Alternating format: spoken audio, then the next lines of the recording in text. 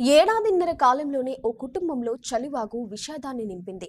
నాడు తండ్రి, నేడు కొడుకు చలివాగులో ప్రమాదవశాత్తు మునిగి చనిపోయారు.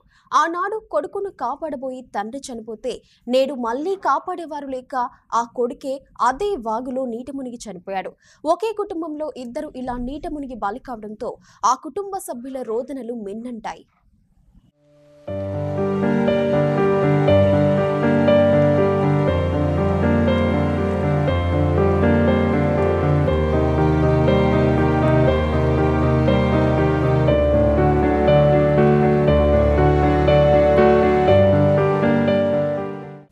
జయశంకర్ భూపాలపల్లి జిల్లా టేకుమట్ల మండలంలోని పంగిడిపల్లి గ్రామానికి చెందిన పురాణం భవానీ చిన్న కుమారుడు సంతోష్ సెలవులకు ఇంటికి రాగా సెప్టెంబర్ 9, 2023న ఆసిరెడ్డిపల్లి శివార్లో చలివాగులో చేపలు పట్టేందుకు తండ్రి, కొడుకు వెళ్లారు.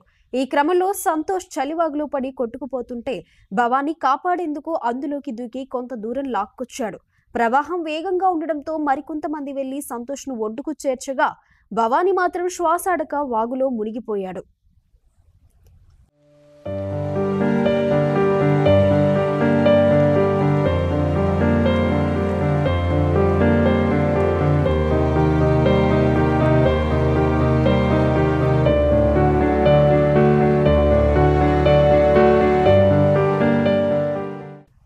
తండ్రి కాపాడడంతో ప్రాణాలతో బయటపడ్డ పురాణం సంతోష్ మళ్లీ ఏడాదిన్నర తర్వాత అదే చలివాగులో ఈత కొడుతూ ప్రమాదవశాత్తు చనిపోయాడు. మొగుళ్లపల్లి ఎస్సీ బాలుర వసతి గృహంలో ఉంటూ స్థానిక ఉన్నత పాఠశాలలో 9వ తరగతి చదువుతున్నాడు సంతోష్. 3 రోజుల నుంచి పాఠశాలకు వెళ్లకుండా వసతి గృహంలో ఉంటున్నాడు.